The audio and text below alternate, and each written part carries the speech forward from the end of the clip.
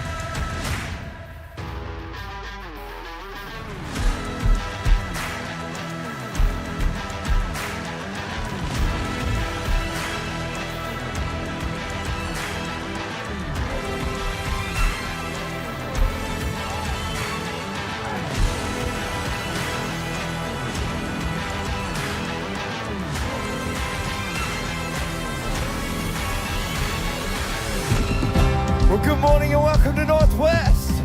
Well, let's put our hands together today as we worship. Here we go. Come on, you sing this with me. Wander into the night, wanting a place to hide this weary soul, this vagabond. Come on, sing it out today. And I try with all my might, but I just can't win the fight. I'm slowly drifting, a vagabond. Come on. And just when I ran out of road, I met a man I didn't know, and he told me that I was not alone. You picked me up, you turned me around, you placed my feet on solid ground. I thank the Master, I thank the Savior, because you healed my heart, you changed my name, forever free. I'm not the same. I thank the Master, I thank the Savior, I thank God.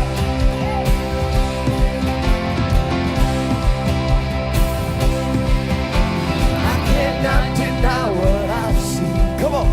Got no choice but to believe. My doubts are burning, oh, like ashes in the wind. Come on, sing it out. So long to my old friends, burning in bitterness. You can just keep it moving. No, you ain't welcome here. Come on. From now till I walk the streets of gold, I'll sing how you saved my soul. This wayward son has found his way back home. You picked me up,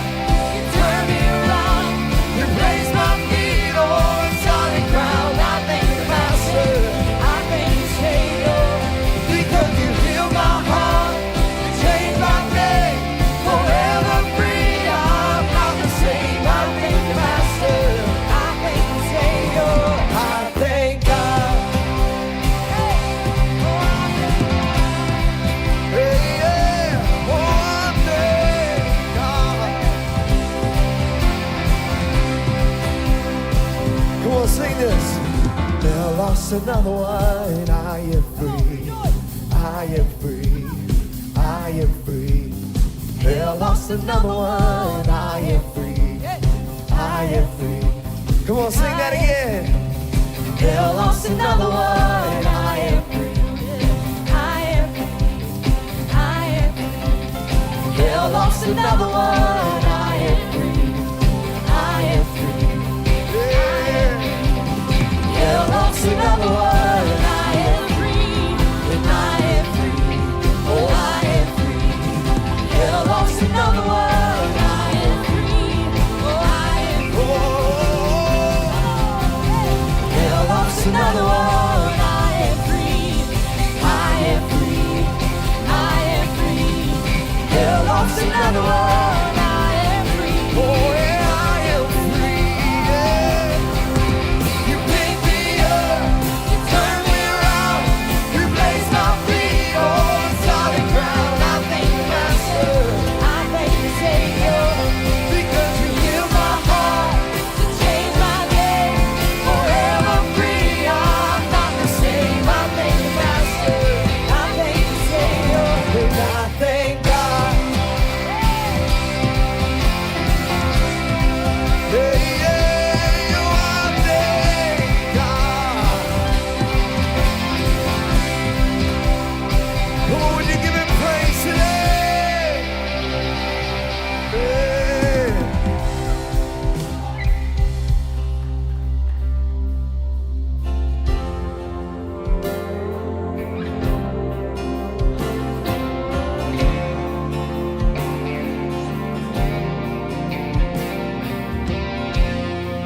When I'm at my end, you're just getting started. When I hit a wall, you just walk through. When I face a mountain, you are the maker, so it's gotta move. When I'm out of faith, and you are still faithful. When I'm at my worst, and you are still good. Through all of my questions, you are the answer. It all points to you. You're the God of the breakthrough. When I'm breaking down, you'll be working a way. When there's no way, this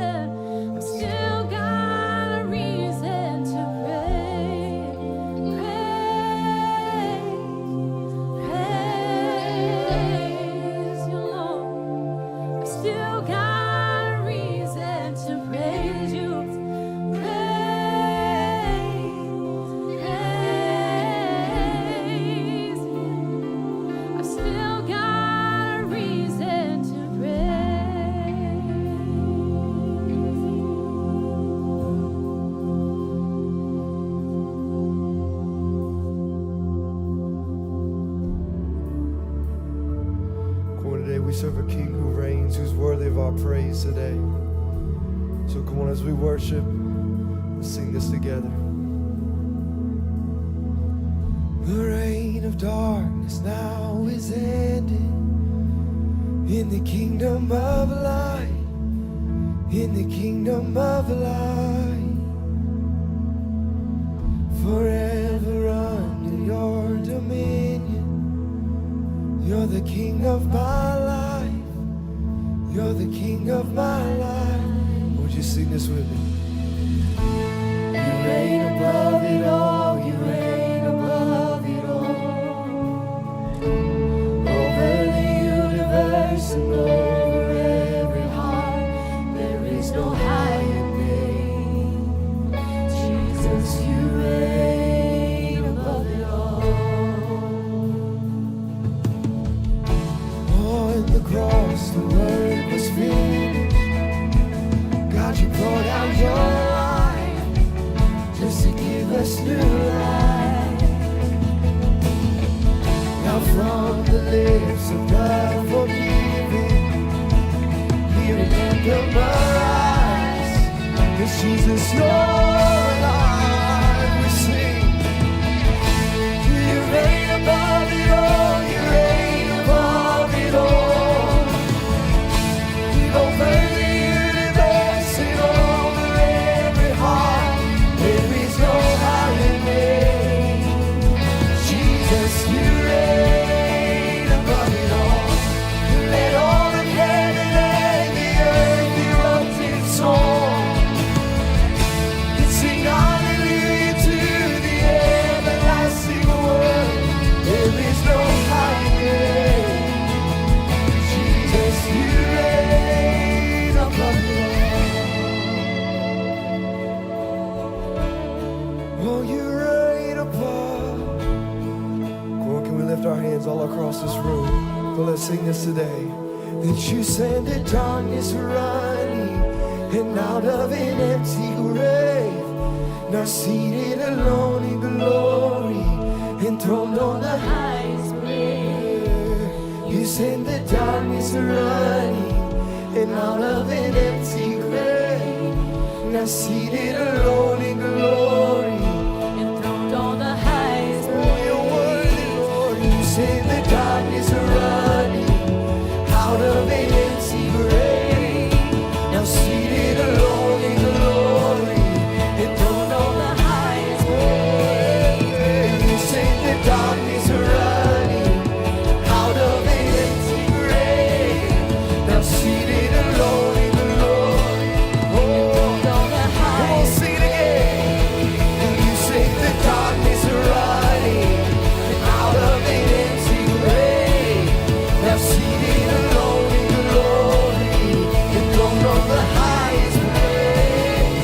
You sing the darkness running, out of an empty grave, now seated alone in glory, enthroned on the highest grave. You reign above it all, you reign above it all. And over the universe and over every heart, there is no higher name. Jesus, you reign above it all. Let all of heaven and the earth erupt in song. And sing hallelujah to the everlasting one. There is no higher name. Jesus, you reign above it all. Oh, you reign above it all.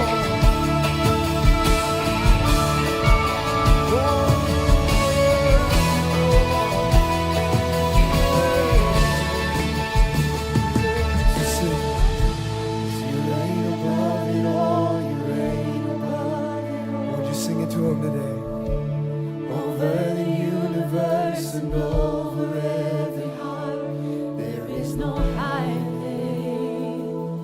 Jesus, you reign. Come on, lift your voice and sing this. Let all of heaven and the earth erupt in song. Sing hallelujah.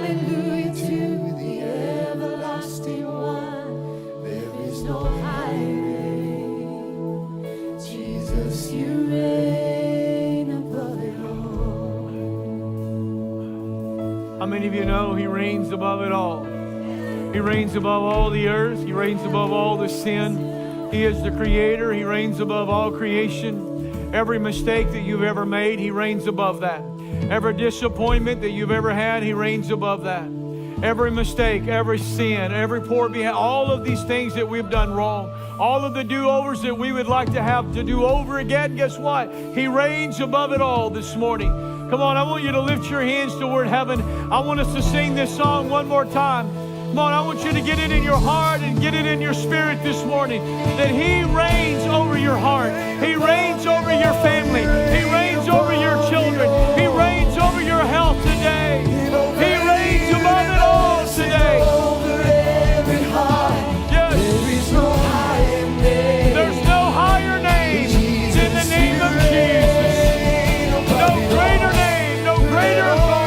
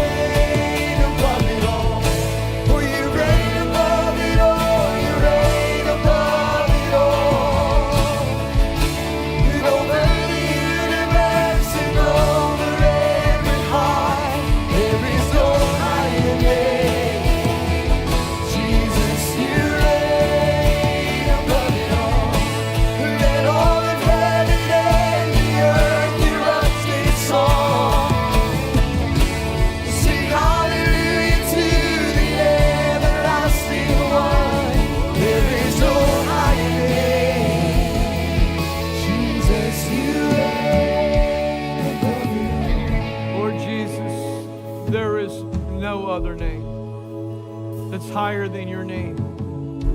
You have been given the name above all names. You're seated at the right hand of the Father.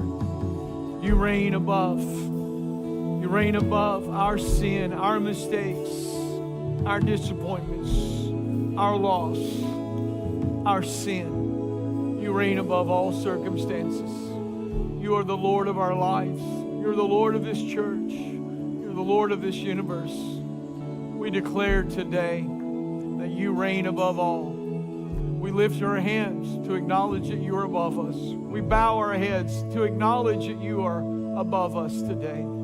Thank you, Lord, that you still reign. In the midst of all the craziness and the chaos in this world, you still reign and you're still in control. That brings comfort and peace to our lives. For that, we're very thankful. It's in your name we pray. Amen. Amen. Amen. Wow. Wow. You may be seated. It is so good to be at Northwest Church this entire weekend. It has absolutely been great the entire weekend. We had 3 people in the 8:30 commit their life to Jesus Christ. We had, it's going to get better. We had at least 5 in the 10 o'clock. Come on. It's just amazing what God is doing at Northwest Church. I am thankful that I come to a church where it is rare on a weekend that we don't have someone to commit or recommit their life to Jesus Christ. That all that is, it says that God's presence is here. It's His presence, it's His power that draws people to the Father. Thankful, grateful for that. I want to welcome all of you this morning. Welcome you whether you're online today or you've joined us on site. If you are new here, this is very important to us. First of all, thank you for coming. Thank you for being a part of Northwest Church this weekend. We would love to start a conversation with you. Here's what that looks like. There's a QR code on a chair in front of you. There's also a QR code on the screen up front. If you would, scan that QR code. By doing that, it will lead you to a form that is simple and it is short. Come on, guys. Simple and it is short. We would love for you to fill out a little bit of information. By doing so, it allows us to start a conversation with you. The rest of you who are in the room and you who are watching online today, here's what I want you to do. I want you to get out your phones right now. Come on, get out your phones. Quit being rebellious. I want you to check in at Northwest Church. I'm just going to wait. I'm just going to wait on y'all. Get out your phones. Check in at Northwest Church. Some of your friends and family will be shocked that you're at church. But you let them go. Come on, guys. Let's do this. Check in. This is important. Go ahead and hit the share button. I'm telling you, this is going to be a great sermon today. Somebody that you know is going to hear that. Here's why this is important. Because this is about sharing your faith.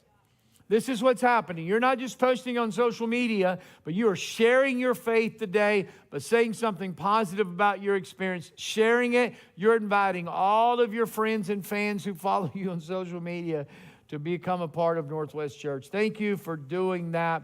Hey, a couple of things that are coming up that are very important. One, next week, everybody say next week. Is I have decided it's water baptism next weekend following the 11:30 experience. It's going to take place out in the North Lawn. How many are glad it's supposed to be warm next week? The water won't be, but the outside will be. How about that? It's going to be great. 11:30, be here. And also Mother's Day. Is it just me, or does it feel like this year is just flying by? Can you believe it's like Mother's Day already? It seems like it was Easter, boom, gone. Mother's Day, Father's Day. Some of you are already stressing out because you're thinking, what am I going to buy Pastor Joe for Christmas this year? I know. That's how fast this year is already going. But Mother's Day, Pastor Christy is going to be bringing the word on Mother's Day. So we're all excited. Y'all clap. Come on. Good grief. 8:30 and a 10, clap. Y'all, that's terrible. Anyway, they love you, baby. They really do. All right.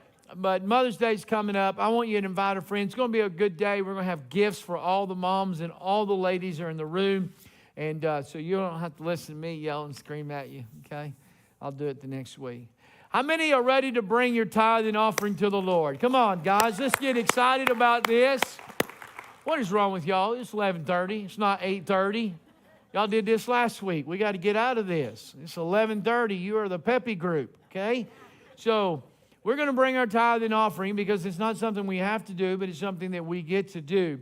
And I want you to think about this for a moment. I don't know how many salvations we're going to have. When you look at upstairs, I won't have this number until in the morning, but all of our campuses, I won't know how many total salvations we have. But if we just hit the pause button right now, we've already had 13 people commit their life to Jesus Christ today. Isn't that incredible? 8 people, sorry. Those are pastor's numbers right there. But anyway, it's just been great. But I want you to know that doesn't happen without your giving and without you serving. So all of you people who have a blue shirt on, all you people who have an orange shirt on, all of you who are serving today, and all of you who give today, I want you to know these salvations does not happen without you. And you get to become part of their story. Your story now is linked to their story forever and ever and ever because you made all that possible. So thank you for giving. And thank you for serving today. You are a giving, you are serving, and you are a generous church. So thank you so much. So guys, if you would make your way to the front. Again, there are many different ways in which you can give. One, you can just fill out an envelope, drop it off in one of these buckets when these guys pass by. We have giving centers located in the back of the worship center, one more out in the front lobby. Whether you're online today or in this building, if you'd like to give, then there are several ways you can give. Look at the screen, multiple ways. You can text to give. There are stock options. There's online giving. There's all kinds of different ways in which you can give. Regardless of the avenue that you choose to give, let me say thank you for giving and thank you for serving. Thank you for making a difference in people's lives. How many are ready for the word today? You guys ready for this? Come on, get excited about this. I said that in the 10 o'clock, and I had like 3 people give me a little courtesy clap. They just went, yay, Pastor. About to hear the word today, but you guys were way better than that. I'm really excited about this sermon. It's a good word. I'm not saying I'm going to preach it good, but it's a good word today.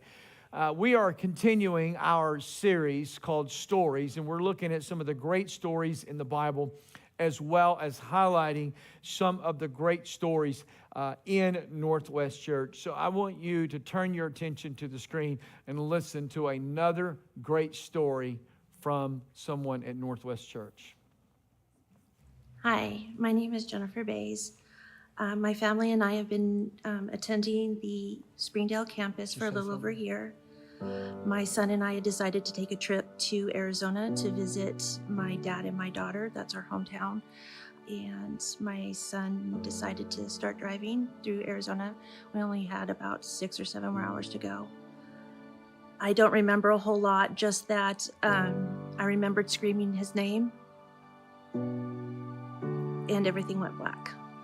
I knew when I woke up in the car that my son was gone, but I kept telling the EMTs to help him, to make sure he was okay, and they reassured me that they were helping him. My husband was still, at that time, we were living in Bentonville, so he was still in Bentonville trying to get a flight out. He came to Flagstaff the day after, and that's when he told me that Ryan had passed away. And while I was healing, I kept feeling God there, but I was denying him. I didn't want to have anything to do with him, because why would he send me a child? It was my first child.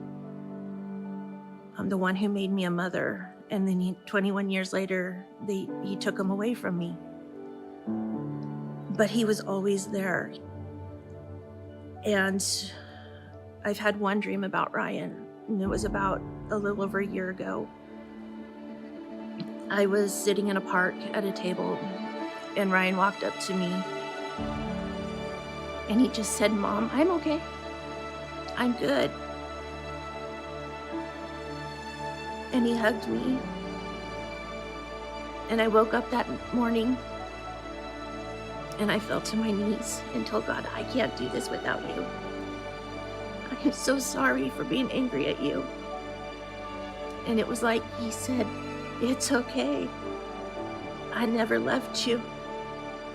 I was there. You just needed to take my hand and walk beside me." And so I asked a friend what church they went to, and they said that they went to the Bentonville campus. And I found out that they did a live stream. So we started watching off and on Pastor Joe. And then Springdale had a campus. And by then we had moved here to Springdale. And so my husband and I decided one Sunday morning to get up and go. And we walked in, and we both felt like this was home. Everybody was very welcoming. The atmosphere was upbeat, and people were laughing and like they wanted to be here. We are now connected. We're in connect groups. We tell people about Northwest and how wonderful it is.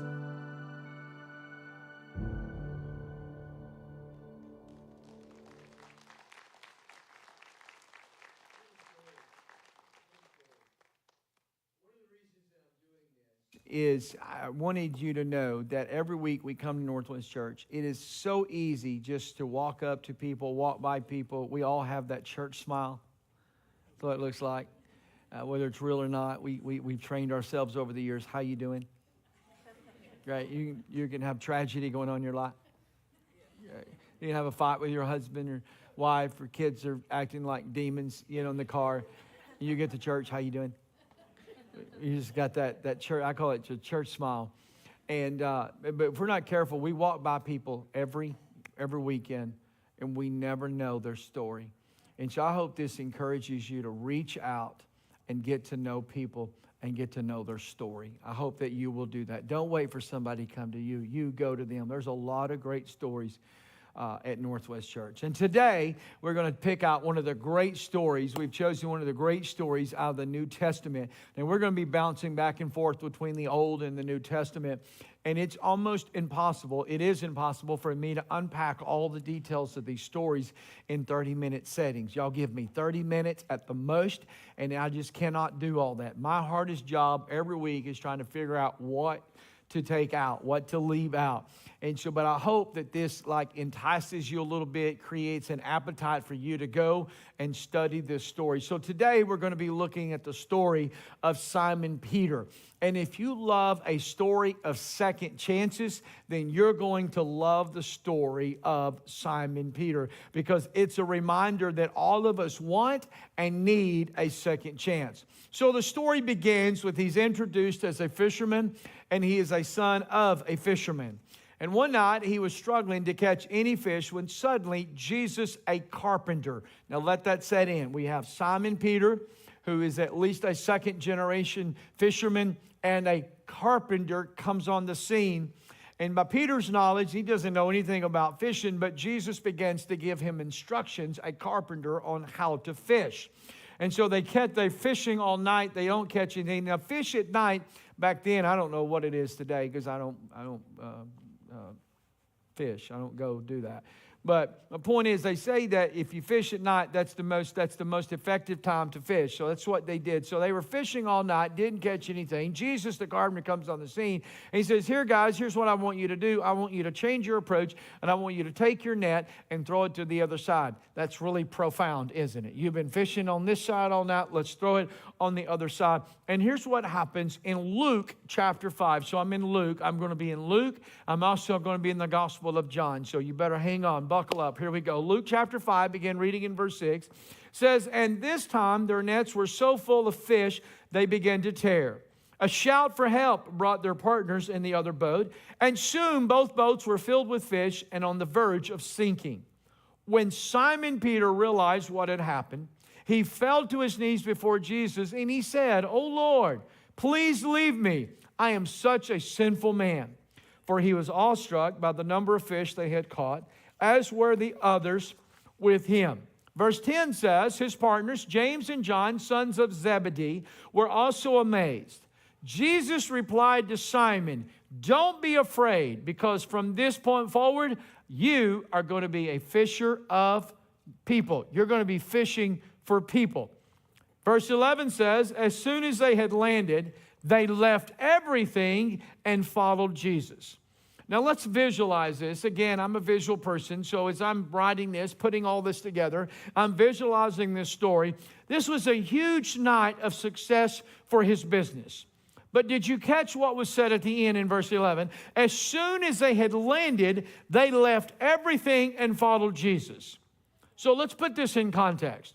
Peter gave up his family business, most likely his inheritance, everything that he had known and been taught up to this point in order to follow Christ. And from this point forward, Peter was a devoted follower of Jesus Christ.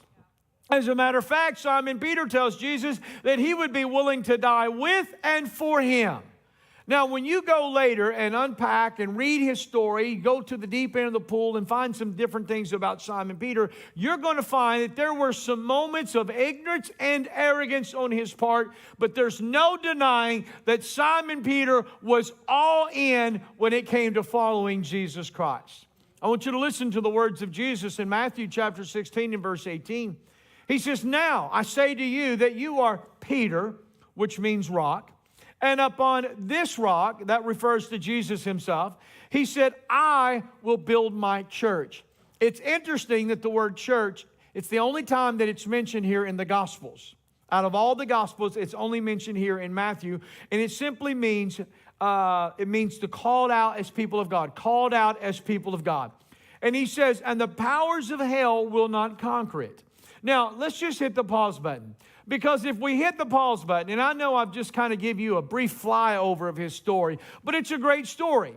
He starts out, he's a fisherman, he's fishing all night, he catches nothing. Jesus comes on the scene and says, "Cast your net to the other side." There's so much fish that 2 boats began to sink because of the amount of fish that they had caught, just because they listened to Jesus. And then later Jesus says upon this rock, he said, "Peter, you're going to be the leader of this church. I'm going to build this church, and I'm going to choose you, and you're going to be one of the bedrock. You're going to be part of the foundation. You're going to be one of the leaders of my church."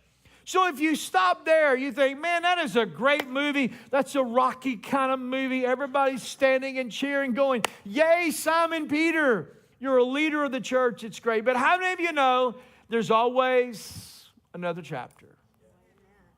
As Paul Harvey used to say, now it's time for the rest of the story. For all of you who are young, don't have a clue what I'm talking about. Go home and Google Paul Harvey.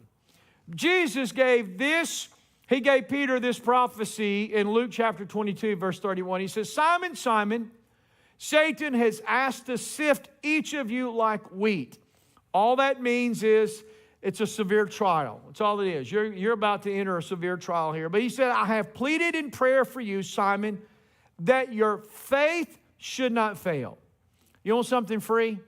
It's interesting to me that Jesus prayed for his faith not to fail. He did not pray to remove the trial or to prevent the trial.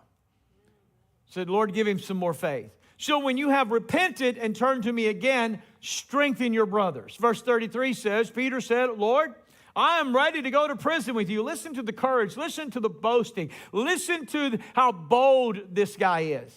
He says, Lord, I'm ready to go to prison with you and even to die with you. But Jesus said, Peter, let me tell you something. Before the rooster crows tomorrow morning, you will deny 3 times that you even know me. I mean, what a shot. This guy is up boasting and he's saying, Lord, I'll go to prison for you. I'm even willing to die for you. And later that night, Jesus was betrayed. He was arrested and he was prosecuted in a public square. From a distance, people followed, or Peter followed, watching the ridicule and torture that Christ endured on that night. And in front of a group of people, I want you to watch this, the one who at one point was ready to go to prison, the one who was willing to die for him, bold enough to step out of a boat and walk on water to meet Jesus, the one who had enough courage that in the Garden of Gethsemane, when Jesus was arrested, he drew a sword and cut off a guy's ear. That was the guy who later that night denied even knowing who Jesus was. So he went from dying for Christ to denying even knowing Christ. Now, how many of you can relate to Simon Peter's story? I mean, one chapter, we are all in. I mean, we are high. I'm not talking about marijuana high. I'm talking about high on Jesus today. We're all high on Jesus. One chapter, we're all in. We're attending church. We're serving on a serve team. We're reading our Bible. We're belonging. We go to a connect group. We tithe. We're sharing our faith. And then the next chapter, we're sleeping in on Sunday. We're making excuses for not serving. We got a rotten attitude. And we're giving. And we have fallen out and fallen away altogether. Meaning like this chapter in our life, guess what? We're way up here. I mean, we're telling everybody we love Jesus. If y'all would just love Jesus, everything would be great. If you just tell your kids about Jesus, they will be great. I mean, we're just on this spiritual high. And then the next chapter of our life, we find ourselves struggling in our faith, ready to give up and walk away altogether. Because again, we have failed and we've disappointed ourselves and we've disappointed Christ again. Like Peter, we all need a second chance. Let's just stop right now. Aren't you thankful that we serve a God of second chances today? That when we fail, when we make mistakes, we disappoint Him, that He doesn't write us off, that He doesn't give us what we deserve. Aren't you thankful God doesn't play the fair game with us? I am grateful that God does not play the fair game with Joe. The story of Peter, I'm going to give you 3 things today. Y'all ready for this? I'm telling you, you got to get it all out of me, okay? Here we go. Number 1, it is a story of failure. Don't get sad. I just heard the groan in the room. It'll get better. Doesn't end here. But it is a story of failure. After Peter denied Christ, Scripture says in Luke chapter 22, verse 61, it says, the Lord turned and looked straight at Peter. And look at me for a moment. How many of you remember mom and dad turning and looking at you?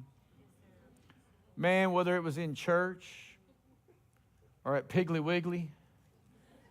Yeah, Google that. That's a grocery store. Boy, my mom or my dad would look at me, and it was code for, I'm going to kill you when I get you home. That's what it was. I'm going to beat you when you get home. And today, in Greek, that means you're going to be in timeout when you get home, is what that means today.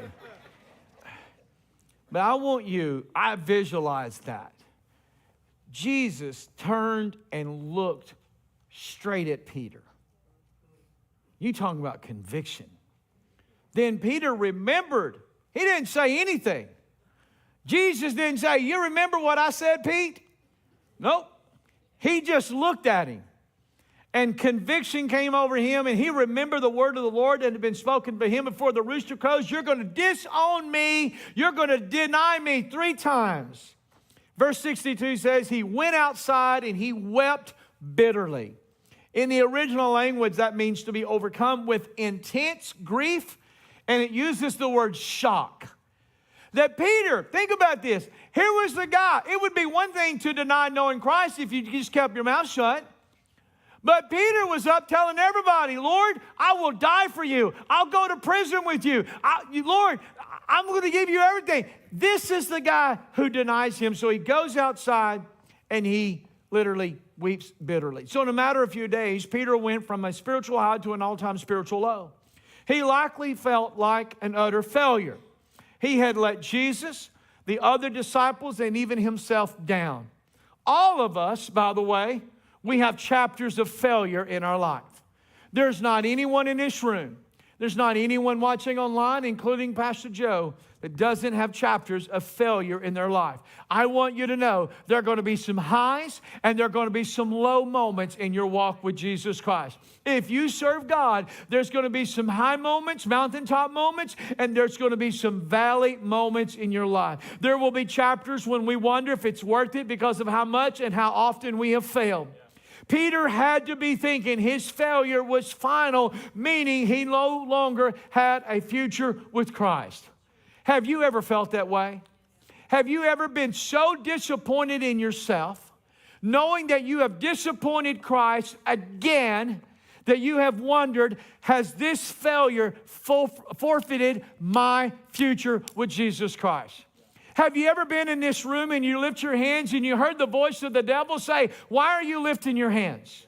Why are you doing this? Why are you even trying? I want you to think about all the times you've fallen, all the mistakes you've made, and all the times that you have failed Christ. How can you come in this room and lift your hands and begin to sing songs? Have you ever wondered, has my failure ruined my future? Have you ever asked, does God still want me? Can God still use me in my brokenness, in my disappointment, in my failure, in my sin? Does God still have a place for me? And Peter might have thought, well, Jesus, maybe he's going to find somebody else that would not deny him, that would live up to his bill, that would live up to, hey, I'm going to die for you. Maybe he would say, maybe Peter thought, maybe Jesus is going to find someone that is more qualified than I am. Does that relate? But as we learn in this story with Jesus, failure isn't final. I want you to write that in your notes. I want you to put that in your heart. I want you to put it in your lunchbox. I want you to take that home with you today, because failure is not final. It's not a matter of if, but when we fail. I want you to look at me for a moment. As a Christ follower, you're going to slip up. You're going to fall. You're going to fail. You're going to have some mishaps, and you're going to make some mistakes. The point is not if you fail, but when you fail, how are you going to react? How are you going to respond? When you fall down, are you going to lay there and make excuses and feel sorry for yourself? Or are you going to pick yourself up again and say, by the grace of Jesus Christ, I'm not going to fall and I'm not going to fail again? Do you give up? You make excuses? Or do you say, I'm going to have the mindset, I'm going to learn from my past. I'm going to learn from my failure. I'm going to learn from my mistakes. John Maxwell says, failing forward is the ability to get back up after you've been knocked down. Learn from your mistake and move forward in a better direction. So that's the question. When you fall and fail, are you going to move in a better direction? How many of you have ever been like walking through the house at night like half asleep and you trip over something? Maybe it's a toy, or maybe it's something somebody, your spouse, left their shoe out or something like that. Y'all know what I'm talking about? And you trip over it. What do you do with that? Do you pick it up? I'm talking about after you have kicked it up against the wall. I'm talking about after that moment, okay? Or after you picked it up and you pick it up because, why? You don't want to trip over that again. Unless it was your spouse who left a shoe out, and then you make sure you put it right in the pathway between the bed and the bathroom, right? Because you want to, I got to get back. Proverbs 24:16 says, for though the righteous fall 7 times, what happens? They rise again. So the story of Peter, it is a story of failure. You're going to fail. You're going to make some mistakes. Number 2 is a story of familiar. It's about to get good. Y'all don't even know what's coming. Jesus, now let's fast forward in this story, okay? Just fast forward. Jesus died and he rose again. Peter knew it because he was one, by the way, he was one of the guys who went to the tomb. He had saw Jesus twice, but he knew he wasn't doing what he was supposed to be doing. Instead of Peter and the other disciples were hiding out in the house, maybe they thought, well, maybe if we go out and preach the gospel like we're supposed to be doing, maybe they'll put us on the cross as well. Maybe they didn't want to do that. Or just maybe Simon Peter had so much guilt, so much condemnation, and so much of this, I have failed my Lord. I don't have the credibility to go out and preach this gospel. I mean, how am I going to go out and tell everybody about Jesus Christ when they already know and the story is out? It's all over social media that I denied Jesus 3 times.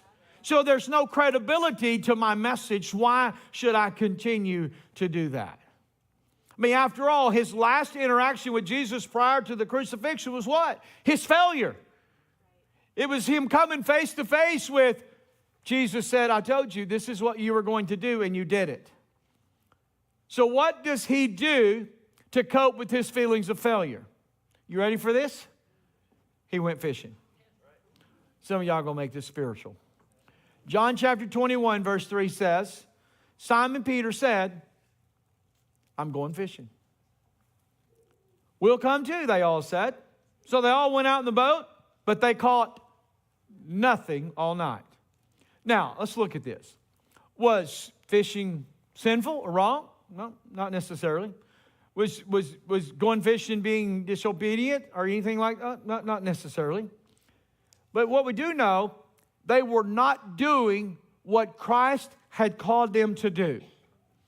Often after chapters of failure in our story, we have a tendency, watch this, to go back to what is familiar. Now, familiar is not always something bad. It can be something good. Going fishing is not bad. It can be good. But Peter didn't know what the next story in his life was after Jesus had rose from the dead. So he just said, I'm going to go back to what is familiar. The application is, don't allow the comfort of familiar to keep you from living out your calling in your future. It's human nature to go back to what is familiar, even though what we're going back to is sometimes bad. It's not always bad. But even as we turn around and go back to what is familiar, we find ourselves, as we're talking to ourselves, I'm going back there. I'm going back to that relationship. I'm going back to that job. I'm going back to that addiction. I know it's bad. I know it wasn't healthy, but I'm going to go back to it. Why? Because it's comfortable and it's familiar. That's why we go back. I think about the children of Israel. 430 years they're in slavery.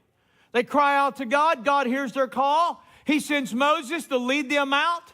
And on the way from Egypt to the promised land, it's not as they thought it was going to be. So there's some moments of difficulty, disappointment, hardship. What do they begin to say? Moses, take us back to Egypt, where we were slaves. And some of them even said, we had it better in Egypt. We had it better. No, they didn't. Why do they want to go back? Because it was familiar. There's just something innate. There's just something in us that when we fail, when we make a mistake, it's our human nature to turn around and go back.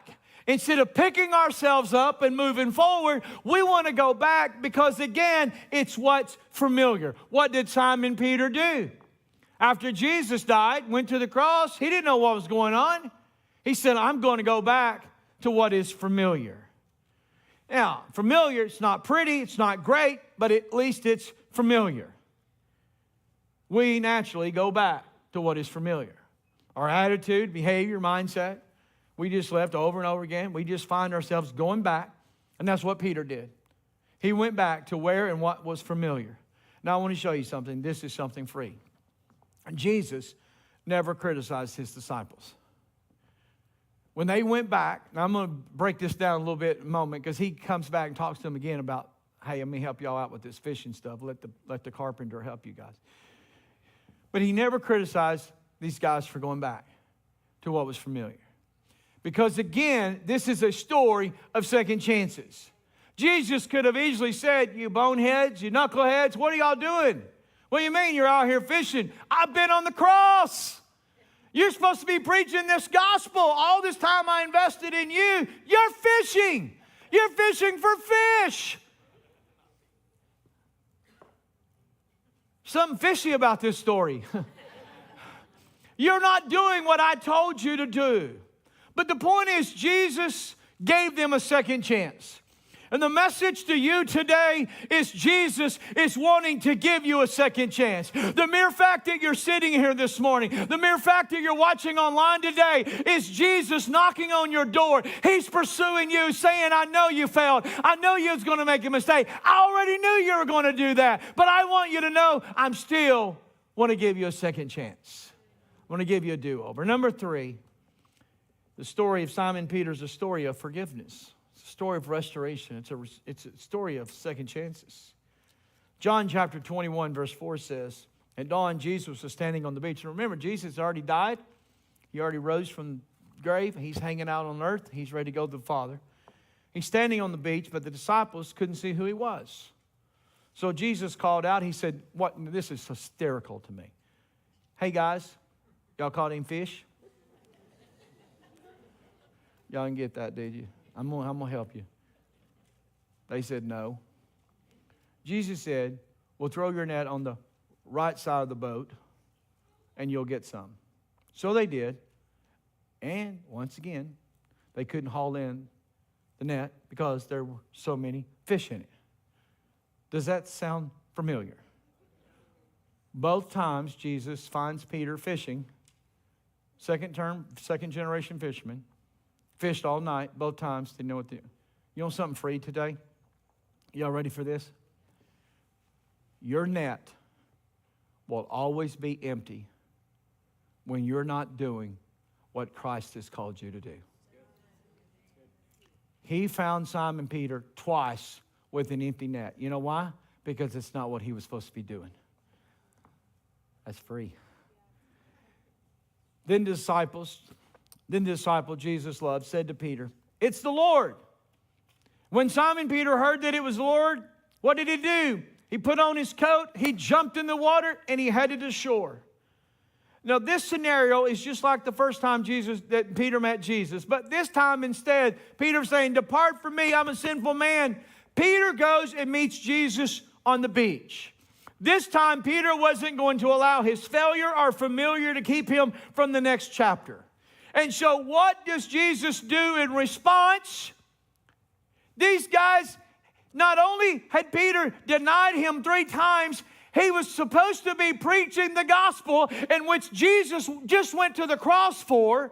And he comes back and he's fishing again with an empty net. And watch this. What does Jesus say? He said, Pete, come go with me. I want you to pick this up. I want you to get this in your spirit. Jesus was justified to forget that knucklehead. Jesus was justified to keep on walking that day, going, been here, done that. That's a broken record. They're just going to do that again. But Jesus said, hey, Pete, come.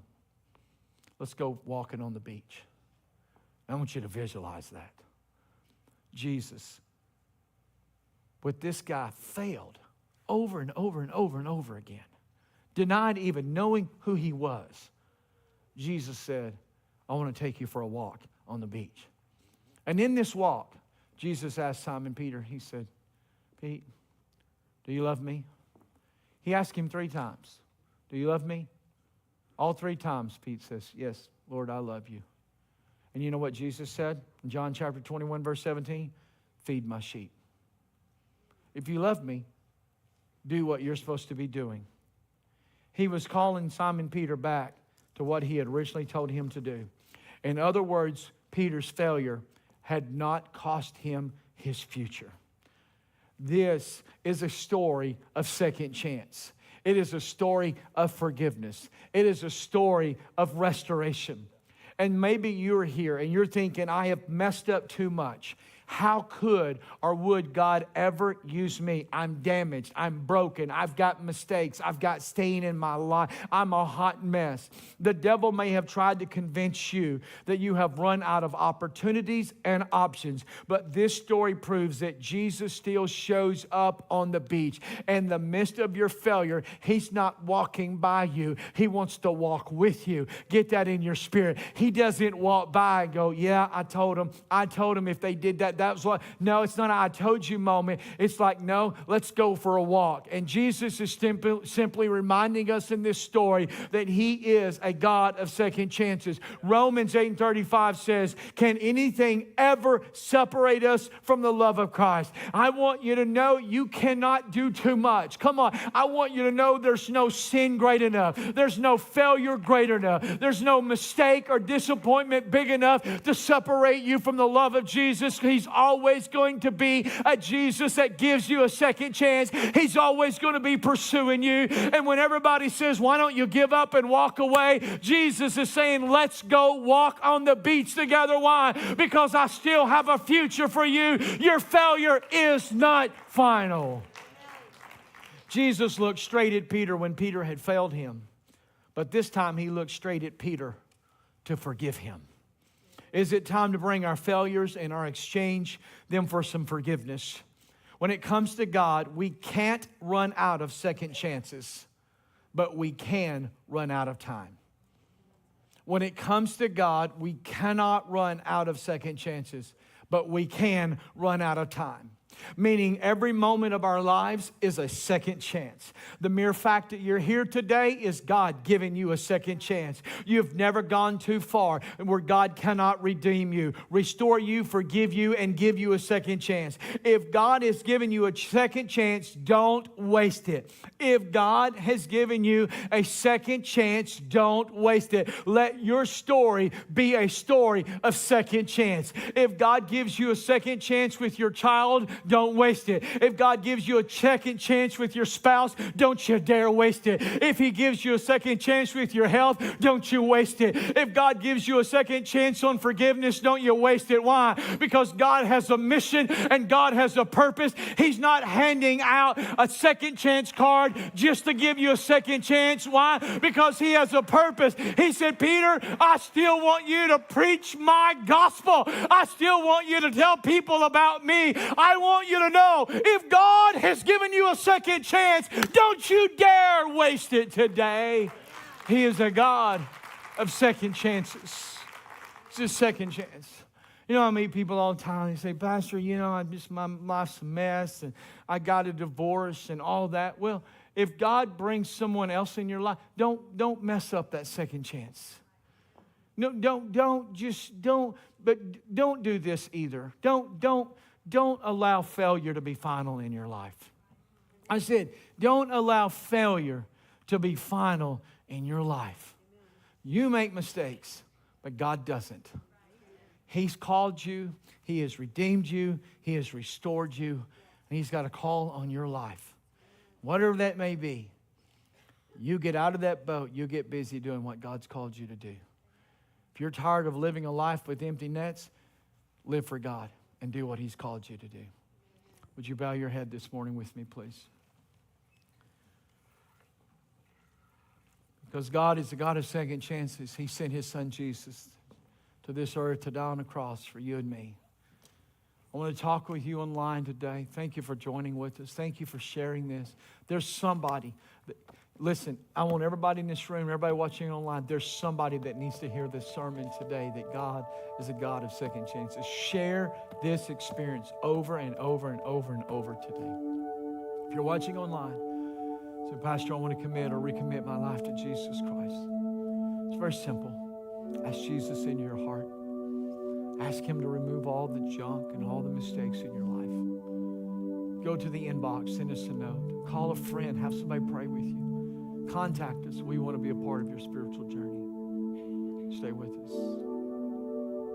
For you, in this room this morning, what an opportunity. You're not here by accident. Maybe you didn't even think you would be here today. But it's a reminder that God is a God of second chances.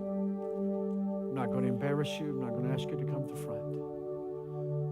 You say, Pastor, I want to commit or recommit my life to Jesus Christ without hesitation, without thinking about it. I want you to raise your hand right now. Right now. Is the Lord pursuing you? Is He knocking on your door this morning saying, I'm a God of second chance. I haven't given up. I'm not walking by you. I want to walk with you. Your failure is not final. Is there anyone this morning would raise your hand and say, Pastor, I want to commit? Thank you for that hand. Thank you for that hand right there. There's two ladies right here. Come on, they would raise your hand. Is there anybody else? Anyone else this morning?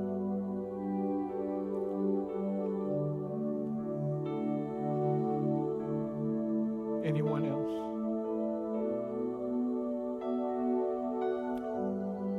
I want you to stand, and when you do, as loud as you can, I want you to let these people know how happy we are, how excited we are.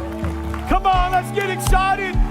This is the main business of the church. This is what this is all about. Reaching people who want to commit and recommit their life to Jesus Christ. So look at me for a moment. We're going to sing here in a moment. Close this out. We're not a perfect church. I'm not a perfect pastor.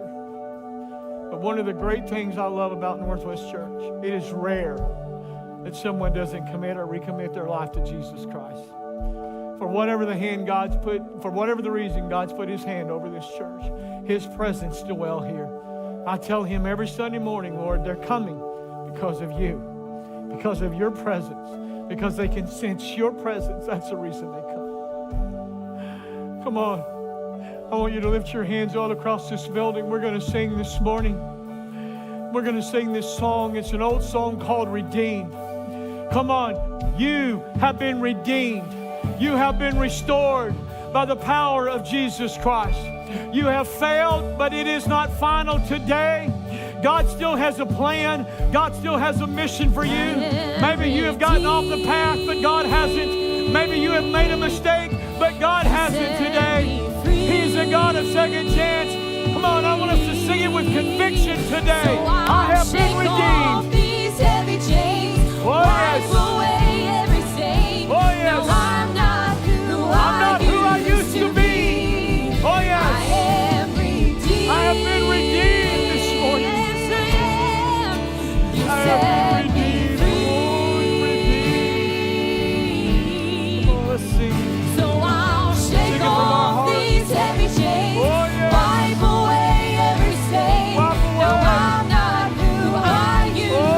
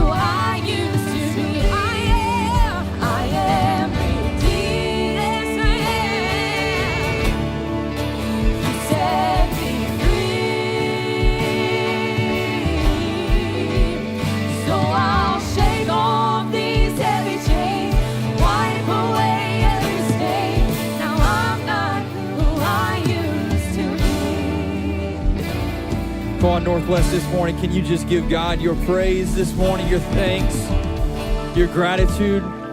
What an incredible Sunday. I mean, so many lives transformed and received salvation this morning. What a better morning. I mean, this is incredible what we got to see this morning. Thank you so much for being here. We just want to remind you this Wednesday, we have First Wednesday happening. This is a perfect opportunity to bring your entire family for a midweek experience because we have kids happening and youth happening at the same time. So we want to see you at First Wednesday. God bless. We'll see you on Wednesday night.